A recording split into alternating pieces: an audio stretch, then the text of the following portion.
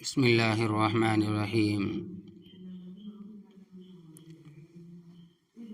قیامت کی نشانیوں میں سے ایک بہت بڑی نشانی ہے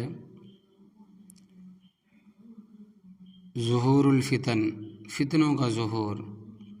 فرمایا کہ یا عباد اللہ فاثبتوا، کہ رسول اکرم صلی اللہ علیہ وسلم نے فرمایا کہ اللہ کے بندو فتنوں کے دوران ثابت قدم رہنا۔ قیامت سے پہلے فتنے بارش کے قطروں کی طرح پے در پہ ظاہر ہوں گے۔ حضرت اسامہ ابن زید رضی اللہ تعالیٰ عنہ کہتے ہیں کہ رسول اکرم صلی اللہ علیہ وسلم مدینہ منورہ کے محلات میں سے ایک محل پر چڑھے اور صحابہ کرام رضی اللہ عنہم سے پوچھا، جو میں دیکھتا ہوں کیا تم دیکھتے ہو؟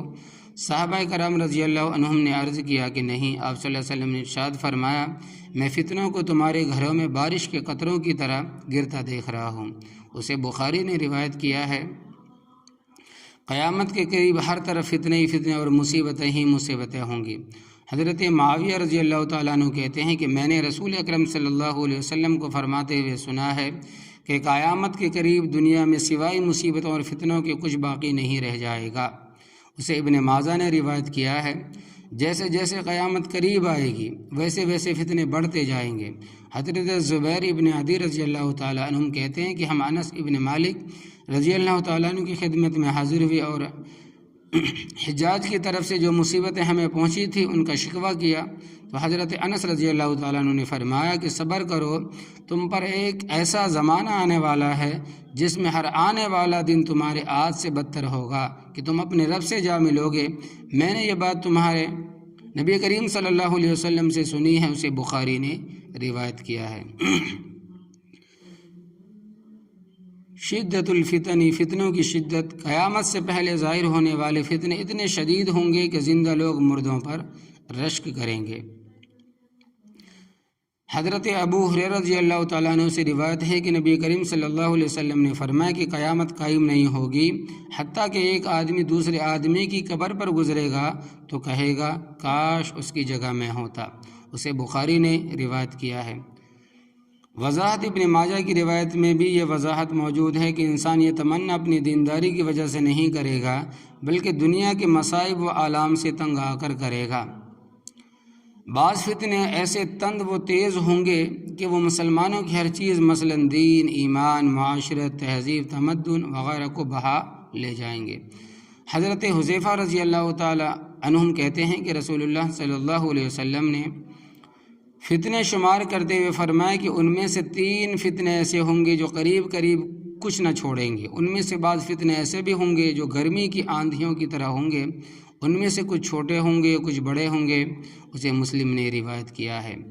قیامت سے پہلے ایسے ایسے فتنے ظاہر ہوں گے جن کا انسان تصور تک نہیں کر سکتا۔ اللہ اور آخرت پر ایمان رکھنے والے لوگ ہی ان فتنوں سے بچیں گے۔ حضرت عبداللہ ابن عمر بن عاص رضی اللہ تعالیٰ عنہم کہتے ہیں کہ رسول اللہ صلی اللہ علیہ وسلم نے ہمیں خطبہ دیتے ہوئے ارشاد فرمایا کہ مجھ سے پہلے تمام انبیاء پر اپنی امتوں کو نیکی کی باتیں بتانا اور برائی سے ڈرانا واجب تھا۔ اس امت کی ابتدا میں تو عافیت ہے لیکن آخری وقت میں ایسی مصیبتیں تکلیفیں آئیں گی جن کا تم اندازہ نہیں کر سکتے۔ پھر ایک ایسا فتنہ آئے گا جس کا ایک حصہ دوسرے کو خوشنما بنائے گا، یعنی پہلے فتنے میں اضافہ کر دے گا۔ مومن کہے گا کہ یہ فتنہ تو مجھے ہلاک کر ڈالے گا، لیکن وہ فتنہ گزر جائے گا، پھر دوسرا فتنہ آئے گا اور مومن پھر یہی کہے گا کہ یہ فتنہ مجھے ہلاک کر ڈالے گا، لیکن وہ بھی گزر جائے گا۔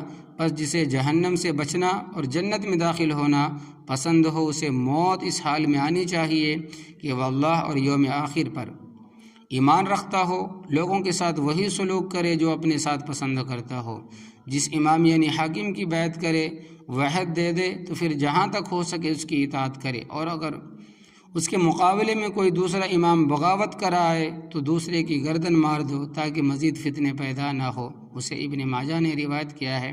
بعض فتنے ایسے شدید ہوں گے کہ ان کی طرف دور سے جھانکنے والا بھی فتنوں میں مبتلا ہو جائے گا۔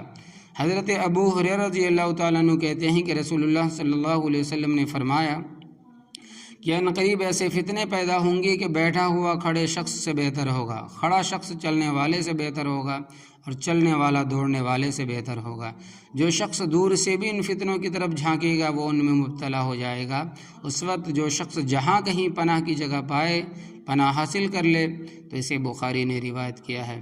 فتنوں کی شدت کا یہ عالم ہوگا کہ ایک آدمی صبح کے وقت مومن ہوگا اور شام کے وقت شام ہوتے ہوتے کافر ہو جائے گا، ایک آدمی شام کے وقت مومن ہوگا اور صبح ہوتے ہوتے کافر ہو جائے گا۔ فتنوں کے دوران ایمان پر قائم رہنا اتنا ہی مشکل ہوگا جتنا آگ کا انگارہ ہاتھ میں لینا مشکل ہوتا ہے۔ حضرت عبداللہ ابن مسعود رضی اللہ تعالیٰ عنہم کہتے ہیں کہ رسول اللہ صلی اللہ علیہ وسلم نے فرمایا، تمہارے بعد صبر کرنے کے دن آئیں گے، ان میں صبر کرنا ایسا ہی مشکل ہوگا جیسے آگ کا انگارہ مٹھی میں لینا۔ اس وقت صبر کرنے والے کے لیے 50 آدمیوں کے برابر اجر ہوگا۔ صحابہ کرام رضی اللہ عنہم اجمعین نے عرض کیا، یا رسول اللہ صلی اللہ علیہ وسلم، کیا 50 آدمی ان میں سے یا ہم میں سے؟ کیا 50 آدمی ان میں سے یا ہم میں سے؟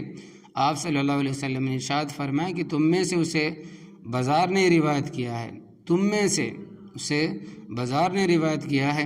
قیامت کے فتنے اس قدر شدید ہوں گے کہ لوگ دجال کی تمنا کرنے لگیں گے تاکہ جلدی جلدی قیامت قائم ہو۔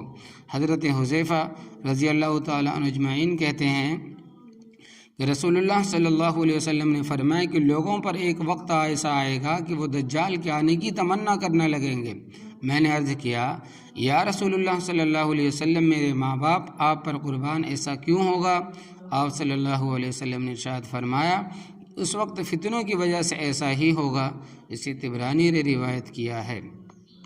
تو یہ ہے قرب قیامت کی نشانیوں میں سے ایک نشانی فتنوں کے بعد۔